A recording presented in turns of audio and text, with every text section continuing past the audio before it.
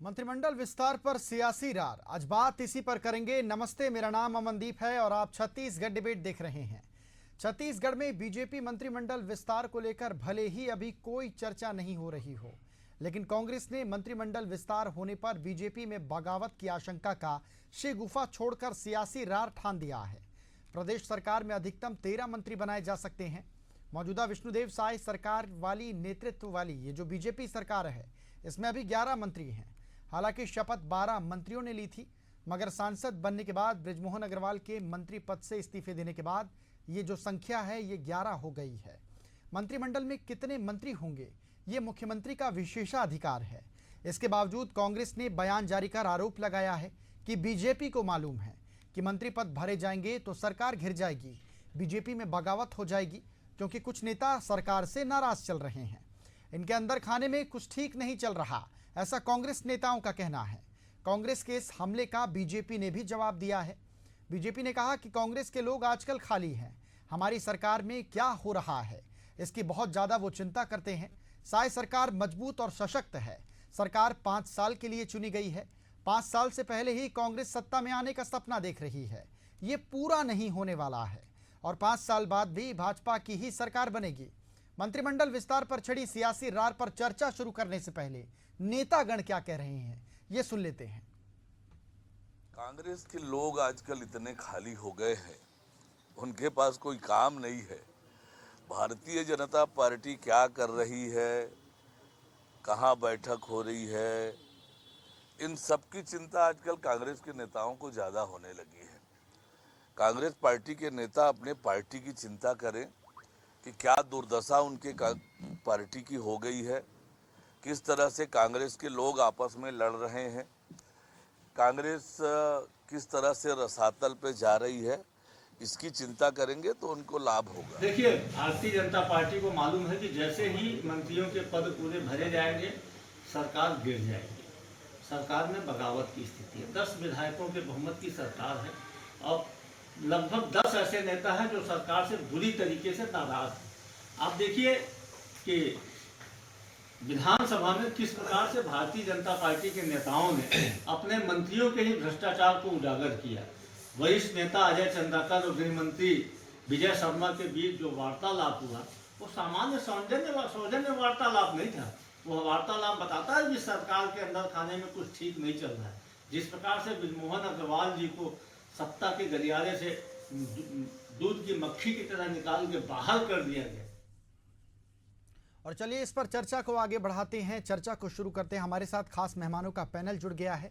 परिचय आपका करा देता हूं। हमारे साथ बीजेपी प्रवक्ता निशिकांत पांडे जी हैं। निशिकांत जी, बहुत स्वागत करता हूं आपका। हमारे साथ हमारे सहयोगी शशिकांत भी जुड़े हुए हैं। शशिकांत, आपका भी बहुत स्वागत है। निशिकांत जी, मेरा सवाल है आपसे, यूं तो मंत्रिमंडल का जो विस्तार है ये मुख्यमंत्री का विशेषाधिकार होता है, लेकिन विपक्ष ये कह रही है कि 10 विधायक नाराज हैं। मैं अभी सुशील आनंद शुक्ला संचार प्रमुख को सुन रहा था और उन्होंने ये कहा है कि 10 विधायक आपकी पार्टी से नाराज चल रहे हैं, सरकार गिर सकती है। उनका जवाब दे दीजिए आप। अमन जी, शशिकांत साहू जी, आप लोग को संध्या जवाब। पहले तो लगता था कि कांग्रेस पार्टी भ्रम और अफवाह की राजनीति करती है, लेकिन अब ये लगता है कि भ्रम अफवाह के साथ दिव्य स्वप्न की भी राजनीति करती है। कांग्रेस पार्टी और श्री सुशील आनंद शुक्ला ने जो बात कही कि भविष्य में ऐसा हो सकता है, आप भविष्यवक्ता हो सकते हैं तो उनका कोरी कल्पना पे हम चर्चा करें, ये जरूरी नहीं है।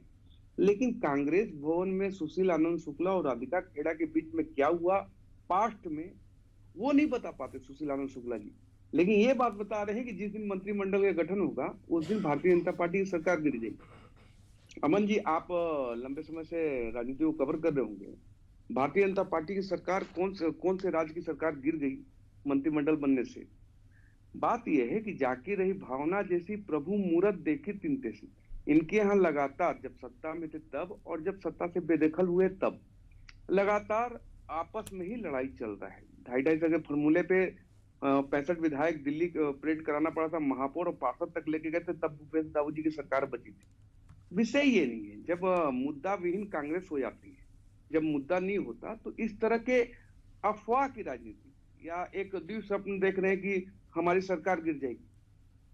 आदरणीय विष्णुदेव साय जी की सरकार जो है शानदार काम करी और जिस प्रकार जनता ने आशीर्वाद दिया है उनके स्वप्न को साकार करने के लिए हम लोग साय साय काम कर रहे हैं। हालांकि सुशील आनंद शुक्ला अभी तक लगता है कि उस सदमे से बाहर नहीं आ पाए हैं जो प्रदेश की जनता ने 2023 में दिया। जी अमन जी। चलिए बिल्कुल, निशिकांत जी हमारे साथ हम कांग्रेस प्रवक्ता भी जुड़ चुकी हैं, प्रगति बाजपेयी जी जुड़ी हुई हैं। प्रगति जी, बहुत स्वागत करता हूं आपका। प्रगति जी, सवाल है आपसे, मुख्यमंत्री का विशेषाधिकार होता है मंत्रिमंडल का विस्तार, अब अगर नहीं हो पाया है तो इसमें दिक्कत क्या है? हो जाएगा, अभी तो 4 साल बचे हुए हैं सरकार को, और ये तो मुख्यमंत्री का विशेषाधिकार है, वो चाहे 9 मंत्री से काम चला लें या 12 मंत्री रख लें।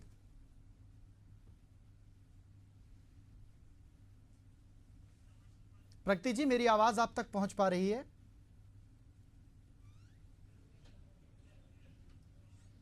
चलिए, उनसे हमारा संपर्क नहीं हो पा रहा। शशिकांत, मैं आपके पास आना चाहूंगा। पत्रकारिता के नजरिए से थोड़ा समझाइए आप, क्योंकि ग्राउंड जीरो पर आप रहते हैं, और ऐसे में जब सवाल तीखे होते हैं विपक्ष की ओर से, क्योंकि जिस विषय पर आज हम चर्चा कर रहे हैं वो मुख्यमंत्री का विशेषाधिकार होता है, और ऐसे में अगर अब तक मंत्रिमंडल का विस्तार नहीं हो पाया शशि, तो क्या बड़े कारण इसके माने जा सकते हैं? क्या सामंजस्य नहीं बैठाया जा पा रहा है, या जिस प्रकार से कांग्रेस आरोप लगा रही है कि कई विधायक सरकार से नाराज चल रहे हैं? शशि, मार्गदर्शन दीजिए इस पर।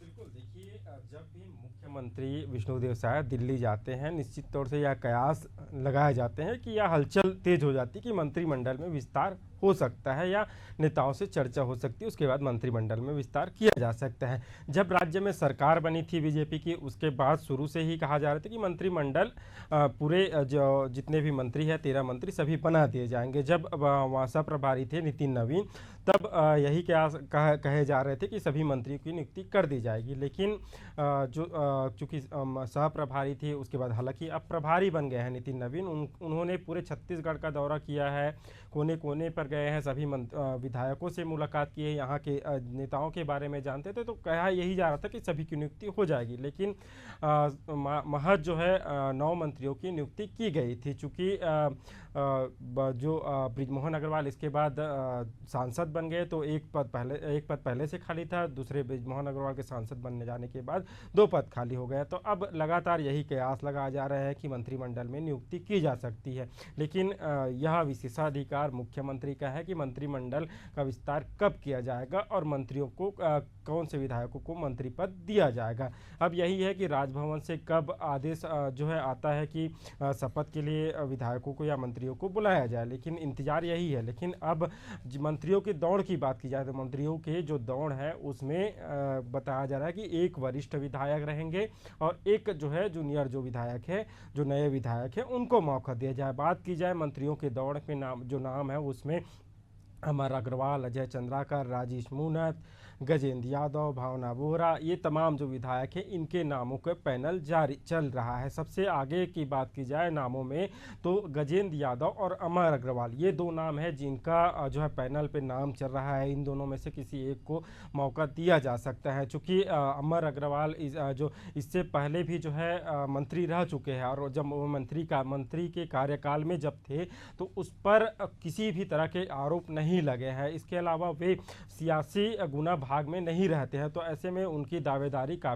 उनका पलड़ा काफ़ी भारी माना जा रहा है। गजेंद्र यादव की जो बात की जाए तो उनका भी पलड़ा भारी माना जा रहा है। चूँकि जब आरएसएस के प्रमुख थे उनके पिता बिसरा राम जी, वो आरएसएस के प्रमुख थे, तो इस लिहाज से जो है उनका पलड़ा भी भारी माना जाए। दूसरी तरफ बात की जाए तो पुरंदर मिश्रा के जो समर्थक है उनका भी दावा किया जा रहा है कि वे भी मंत्रिमंडल में शामिल हो सकते हैं। बहरहाल देखना यही है किसे मंत्रिमंडल में शामिल किया जाना है। लेकिन जिस तरह से बात की जाए, बीच में जब उड़ीसा चुनाव हुआ था उस समय एक अहम जिम्मेदारी पुरंदर मिश्रा को दी गई थी, और वो अपनी जो जिम्मेदारी उसको काफ़ी अच्छे तरीके से जो भूमिका है उसको निभाया भी था। उसके बाद जब राजभवन में राज्यपाल से मुलाकात किया था तब और कयास लग गए थे कि उन्हें मौका दिया जा सकता है। अब देखना यही होगा कि किन नेताओं को मौका दिया जाएगा, किन विधायकों को मौका दिया जाएगा, क्योंकि यहाँ जो लगभग 54 विधायक है बीजेपी के, 54 विधायकों में सिर्फ 2 को, बाकी तो मंत्री बन गए हैं लेकिन बाकी में से सिर्फ 2 को मौका दिया जाएगा। तो ये 2 नेता कौन होंगे? बिल्कुल जो है बीजेपी जो बात की जाए तो जिस तरह से आश्चर्य जो निर्णय लेते हैं उस तरह से फिर जो चकित करने वाला निर्णय ना ले। चलिए, बिल्कुल। कांग्रेस प्रवक्ता हमारे साथ प्रगति वाजपेयी जी जुड़ गई हैं। प्रगति जी, बहुत स्वागत करता हूं आपका। प्रगति जी, मंत्रिमंडल का विस्तार जो होता है वो मुख्यमंत्री के विशेषाधिकार होता है, हालांकि अब तक वो नहीं हो पाया है। अब ऐसे में कांग्रेस जो सवाल खड़े कर रही है, इसे आप किस हद तक सही मानती हैं? क्योंकि अगर सरकार में आज 10 मंत्री हैं, 11 मंत्री हैं, तो ये तो मुख्यमंत्री का विशेषाधिकार होता है, वो चाहे तो 9 मंत्री से काम चला ले। अब अगर सरकार को अब 4 साल बचे हुए हैं, सामंजस्य नहीं बैठ पा रहा है, तो इस पर आरोप लगाने की ज़रूरत मुझे तो नहीं लगता कि कांग्रेस को होनी चाहिए, लेकिन फिर भी आप अपना पक्ष रख सकती हैं।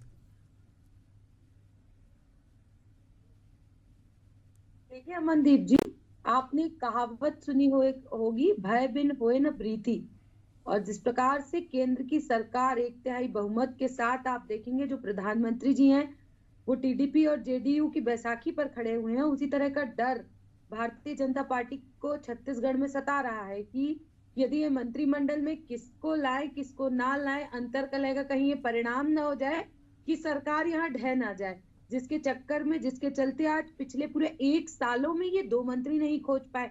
बीच में ये बात आ रही थी कि 2 मंत्रियों की परफॉर्मेंस खराब है, परफॉर्मेंस खराब होने के आधार पर 2 मंत्रियों को ये और हटाएंगे।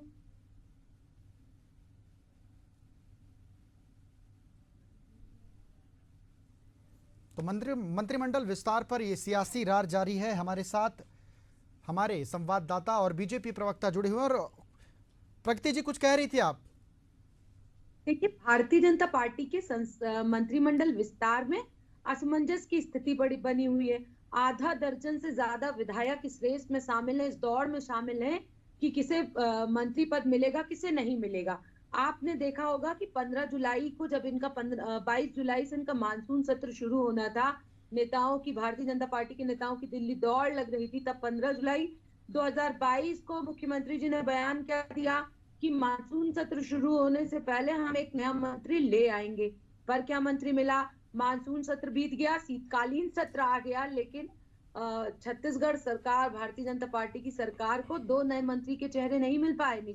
आप देखे अमनदीप जी, तो ये हाल है। अंतरकलह की पराकाष्ठा आप समझ सकते हैं कि कितनी अंतरकलह भारतीय जनता पार्टी में है, जिसके कारण ये 4 लोग नहीं ढूंढ पा रहे हैं। देखिए, दुर्ग जिला हो गया, रायपुर जिला हो गया, बिलासपुर जिला हो गया, जहां से इन्हें मंत्री लेने हैं और लेने पड़ेंगे, क्योंकि जो मंत्री थे बृजमोहन अग्रवाल जी, उन्हें हटाया गया। तो यदि आप एक समीकरण बिठाते हैं तो इन तीनों जिलों में से इन्हें मंत्री लेना जरूरी है। अब यहाँ पर आप देखेंगे तो फेरिस्त है विधायकों की जिन्हें मंत्री पद दिया जाना है। तो अच्छा कहीं ना प्रगति कहीं जी, भारतीय जनता प्रगति पार्टी जी, में मैं संचार प्रमुख को अंतरकलह सुन की रहा था। स्थिति विधानसभा है। का सत्र हम सभी ने देखा है। मैं संचार प्रमुख जी को सुन रहा था, उन्होंने कहा था कि 10 विधायक पार्टी से नाराज चल रहे हैं। एक आध विधायक का नाम आज डिबेट में ले ही लीजिए। आप कौन से ऐसे विधायक हैं जो बीजेपी से नाराज चल रहे हैं? देखिए, आप पिछले दिनों यदि विधानसभा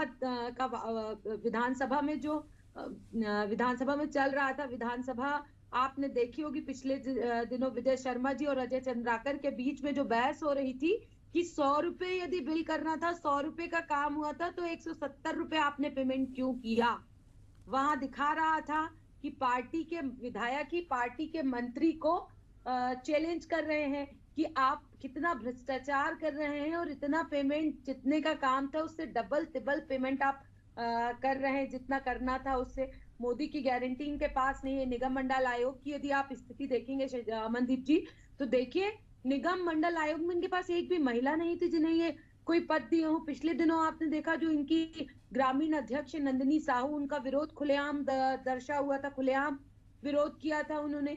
तो बहुत सारे फैक्टर्स हैं अमनदीप जी जो ये सिद्ध कर रहे हैं कि भारतीय जनता पार्टी चलिए, की ठीक जो है, सरकार है वो खुद से संभाल ठीक नहीं है, पा। ठीक है। प्रगति जी, जवाब ले लेते हैं। निशिकांत जी कुछ कह रहे हैं, कहिए निशिकांत जी। अमन जी, प्रगति जी ने कहा 22 जुलाई 2022 को जब सदन चल रहा था तो 22 में तो सरकार आपकी थी, एक बात। दूसरा बात कि आपने बोला कि विजय शर्मा जी से अजय चंद्राकर जी सवाल पूछ रहे हैं। जनप्रतिनिधि सभी कोई है। विधानसभा के पटल पे अगर कहीं पे भी कोई समस्या हो, सरकार से चर्चा नहीं होती, माननीय मंत्री से सवाल किया जाता है, प्रश्न उठाया जाता है कि कहीं पे भी अराजकता हुआ है, अनियमितता हुआ है, तो उस पर क्या कार्रवाई होती है। लेकिन ये तो एक भारतीय जनता पार्टी का प्रकरण आपने बताया। श्रीमान मोहन मरकाम जी पीसीसी अध्यक्ष भी थे और विधायक भी थे, और उन्होंने एक सवाल उठाया था कि डीएमएफ में इतना बड़ा बंदरबाट हुआ है, जांच किया जाए पीसीसी अध्यक्ष से हटा दिया गया। विषय ये नहीं है, देखिए कांग्रेस पार्टी के चाल चरित्र और चेहरे को समझना होगा। ये जो बात भ्रष्टाचार की कर रहे हैं, लगातार तो लोग जेल में जा रहे हैं, लगातार कार्रवाई हो रही है, हजारों करोड़ रुपए की जमीन वो कब्जे में लिया गया, पैसा जमा हुआ है, आईएएस आपके कालखंड के सारे जेल में हैं, फिर भी किस नैतिकता से कांग्रेस पार्टी भ्रष्टाचार की बात करती है। इन्होंने कहा कि हम वहां दिल्ली में नीतीश कुमार और उनके भरोसे हैं। आप तो 10 साल किसके भरोसे थे? आपको मालूम है आपकी कितनी सीट थी? 147 और 204, 2 टर्म में 2004 से 9, 9 से 14 तक इतनी सीटें थी। 2040 पे हम बैठे हैं और हमारी सरकार शानदार चल रही है, किसी के साथ समझौता नहीं किया, जो हमको निर्णय लेना हम निर्णय ले रहे हैं। रही बात छत्तीसगढ़ की, प्रगति जी आप कल्पना कीजिए कि 54 सीट वाली भारतीय जनता पार्टी 2 मंत्री की घोषणा कल करती है और सरकार नहीं गिरती है, तो क्या सुशील आनंद शुक्ला अपना इस्तीफा दे देंगे, माफी मांग लेंगे प्रदेश की? ये भ्रम की जो राजनीति आप लोग चालू चलिए ठीक है निशिकांत जी, मेरा एक सवाल है आपसे। निशिकांत जी, मेरा एक सवाल है और मुझे लगता है कि दर्शकों को भी ये जानना चाहिए। देखिए, मंत्रिपरिषद की जो संख्या होती है संविधान के अनुसार 51वां संविधान संशोधन इसमें किया गया था, जिसमें ये कहा गया था कि मंत्रिपरिषद की संख्या कुल विधानसभा सीटों या लोकसभा सीटों की संख्या से 15% से अधिक नहीं हो सकती। अब ऐसे में एक सवाल ये उठता है कि 90 विधानसभा सीटें हैं, छत्तीसगढ़ उतना बड़ा राज्य नहीं है निशिकांत जी, 90 विधानसभा सीटें हैं, 13 मंत्री इसमें बनने हैं और अब तक 11 मंत्री हैं, 2 मंत्री अभी नहीं बने। एक बार कांग्रेस की बात भी सुन लेते हैं, जो वाजपेयी जी कह रही हैं, क्यों नहीं बने? क्या लगता है आपको? मैं पर्सनली आपसे ये सवाल पूछ रहा हूं, हालांकि ये मुख्यमंत्री का विशेषाधिकार है, लेकिन आपको क्या लगता है कि 2 मंत्री अगर नहीं बने अब तक, तो कविता जी की उन बातों का आप जवाब दे दीजिए।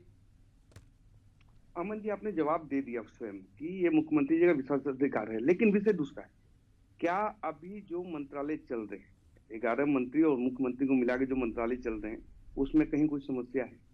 कोई समस्या नहीं, ये भी शीघ्र हो जाएगा। लेकिन इस पे ये बात लाना कि सरकार गिर जाएगी, मुझे लगता है राजनीति का जो कखारा पड़ता होगा ना, उसको भी ये हजम नहीं होगा। जो एबीसीडी पढ़ रहा होगा राजनीति का, अभी शुरू राजनीति किया होगा, उसको भी ये हजम नहीं होगा कि कांग्रेस पार्टी किस स्वप्न से आगे बढ़ के चलना चाहती है। देखिए, मतलब प्रदेश की राजनीति में भ्रम फैला के आपका कुछ मंगल हो सकता है तो आप कर लीजिए, लेकिन आपका अमंगल इसी प्रदेश की जनता ने लिख के तय किया, जिसको आप स्वीकार नहीं करते। आप अस्वीकार करते हैं क्योंकि ईवीएम से जीत हुई है, आप तो बैलेट पेपर से जीते होंगे 2018 में, लेकिन प्रदेश की जनता ने जो जनादेश दिया उसको सिरोधार करते हुए, जो मोदी जी की गारंटी के रूप में हमने गारंटी दी थी विधानसभा के पहले, उसको साए डिलीवर कर रहे हैं। उस पे चर्चा कांग्रेस पार्टी क्यों नहीं कर लेती? हमने ठीक है, जवाब ले लेते हैं निशिकांत जी, जवाब ले लेते हैं, प्रगति जी से जवाब ले लेते हैं, समय बहुत कम हो। प्रगति जी कहिए। देखिए अमनदीप जी, मंत्री बनाने की जो व्यवस्था है वो इसलिए है कि जो विभाग हैं उनमें समन्वय अच्छा चले, जनता और विभागों, जो सरकार की योजनाएं हैं जिस विभाग के थ्रू है उनका और जनता के बीच में समन्वय अच्छे से रहे। अब सारे के सारे विभाग यदि मुख्यमंत्री जी के पास हैं तो आपको आप भी जानते हैं अमनदीप जी, क्या इनका समन्वय जनता और सरकार का समन्वय ठीक ठाक होगा? व्यवस्था बनी हुई है, संविधान में व्यवस्था बनी हुई है, आपको मंत्री 2 मंत्री बनाने में क्या प्रॉब्लम है? दूसरी बात आप जो कह रहे हैं मोदी जी की गारंटी, तो मैं पूछ रही हूँ निशिकांत जी, मोदी जी की गारंटी लागू कब होगी? 5 रुपए सिलेंडर आप कब देंगे छत्तीसगढ़ की जनता को? महतारी वंदन के नाम पर अभी पिछले दिनों आपने देखा सनी लियोनी के नाम पर कोई बस्तर में महतारी वंदन की योजना का लाभ उठा रहा है। तो इस प्रकार का भ्रष्टाचार अमनदीप जी पूरा प्रदेश देख रहा है कि अभी जुमा 1 साल हुआ है भारतीय जनता पार्टी को सरकार में आए और भ्रष्टाचार हो, बेरोजगारी हो, महिलाओं के साथ शोषण हो, अत्याचार हो, तो इस तरीके की स्थिति बनाकर रखे हैं कि देश में महिलाओं के पास सिलेंडर है तो उसमें गैस नहीं है, युवाओं के पास यदि वे पढ़े लिखे हैं, डिग्री है, तो उनके पास नौकरी नहीं है। इस तरह के हालात छत्तीसगढ़ में बनाकर रखे हैं। ये किस मुंह से चैनलों पे बैठ, चलिए ठीक है, निशिकांत जी कुछ कह रहे हैं, कहिए निशिकांत जी। प्रगति जी, इसी मुंह से कह रहा हूँ। अभी आप जो बोल रहे हैं कि बेरोजगार की बात कर रहे हैं, तो जब आपकी सरकार थी तो 0.4% बेरोजगारी आप बता रहे थे बेरोजगार है, तो अभी बेरोजगार आए कहां से? कांग्रेसी जो बेरोजगार हो गए उनकी चर्चा कर रहे हैं क्या? दूसरी बात, संविधान की बात कर रहे थे, तो क्या संविधान में कहीं लिखा हुआ है क्या कि राज्यसभा से ही प्रधानमंत्री बनाया जाएगा? आपने 2 टर्म राज्यसभा से प्रधानमंत्री बनाया, देश में एक भी सांसद आपके पास नहीं था, ऐसा लोकसभा का जो प्रधानमंत्री बन पाए। तो आप अपना ज्ञान हमको देने के जगह पे अपना आईना स्वयं देखिए। प्रदेश की सरकार साय साय काम कर रही है और इसमें जनता का प्रतिसाद भी मिल रहा है। आपने तो कहा ना कि ये जो रायपुर दक्षिण का चुनाव है, ये टेस्ट है, प्रदेश की जनता नाराज है भारतीय जनता पार्टी से, क्या परिणाम आया। चलिए बिल्कुल बिल्कुल तो ठीक आप है लोग जो निशिकांत जी, कहते हैं आप ठीक है निशिकांत जी, मैं शशिकांत आपके पास आना चाहूंगा। एक बड़ा सवाल ये सामने निकल कर आता है शशिकांत कि जब जब प्रदेश में कोई बड़ा नेता दौरा करता है, केंद्रीय गृह मंत्री अमित शाह छत्तीसगढ़ आए हुए थे, नितिन नबीन छत्तीसगढ़ पहुंचे, अब मुख्यमंत्री विष्णुदेव साय दिल्ली पहुंचे हैं, मंत्रिमंडल विस्तार की चर्चा बेहद तेज हो जाती है। विपक्ष होने के नाते कांग्रेस भी आरोप लगा रही है। अब ऐसे में सवाल ये उठता है कि नगरीय निकाय के चुनाव, पंचायत चुनाव अभी होने हैं, ऐसे में क्या अभी मंत्री बनाना बीजेपी के लिए घातक हो सकता है या कांग्रेस इसका फायदा उठाना चाहती है इंटरनल डैमेज के रूप में? बिल्कुल देखिए, अब कहा यही जा रहा था कि जब उपचुनाव संपन्न हो जाएंगे उसके बाद जिम्मेदारी जिन्हें जिम्मेदारी दी गई थी उनके आधार पर जो है जो मंत्रिमंडल है उसका विस्तार कर दिया जाएगा। लेकिन अब जिस तरह से चर्चाएं हो रही है तो निश्चित तौर से जब पंचायत निकाय चुनाव संपन्न हो जाएगा उसके बाद जो जिम्मेदारी जिन्हें दी गई थी, जिन्होंने भूमिका निभाई है, उन्हें कहीं ना कहीं मंत्री पद से नवाजा जा सकता है। लेकिन बात भी एक सामने आ रही है कि जो पुराने मंत्री है उन मंत्रियों के जो काम है उस पर चर्चा की जा रही है, उसके आधार पर जो है मंत्रियों में भी बदलाव देखा जा सकता है। लेकिन 2 मंत्री बनाना है, ऐसे में मंत्रिमंडल नहीं बनने से, 2 मंत्री पद नहीं बनने से जो मुख्यमंत्री है, इसके अलावा 2 जो डिप्टी सीएम है, उसके जो काम है उसमें भार पड़ रहा है, कहीं ना कहीं उन्हें ज़्यादा काम करने की ज़रूरत पड़ रही है। और ऐसे एक बात और आपको बताना चाहूँगा कि आबकारी विभाग और जो ट्रांसपोर्ट जैसे विभाग खुद मुख्यमंत्री के पास है। अमूमन हम देखते हैं कि कोई भी मुख्यमंत्री आबकारी और ट्रांसपोर्ट जो विभाग है वो अपने पास नहीं रखते, क्योंकि ये दोनों ऐसे विभाग हैं जिस पर विवाद ज्यादा होता है, इस पर सवाल ज्यादा बिल्कुल, उठते तो हैं। लोड ज्यादा है। बहुत सही कहा शशिकांत आपने, और मुझे लगता है कि बहुत सार्थक चर्चा हुई है। मैं आप तीनों मेहमानों का बहुत धन्यवाद करता हूं। तो छत्तीसगढ़ की राजनीति गर्म है। हालांकि ये मुख्यमंत्री का विशेषाधिकार है कि मंत्रिपरिषद में कितने मंत्री हो सकते हैं, लेकिन देखने वाली बात होगी कि 2 मंत्रियों पर फैसला आखिर कब तक सामने आता है। इसी के साथ छत्तीसगढ़ डिबेट में फिलहाल इतना ही। मुझे दीजिए आज्ञा। नमस्कार।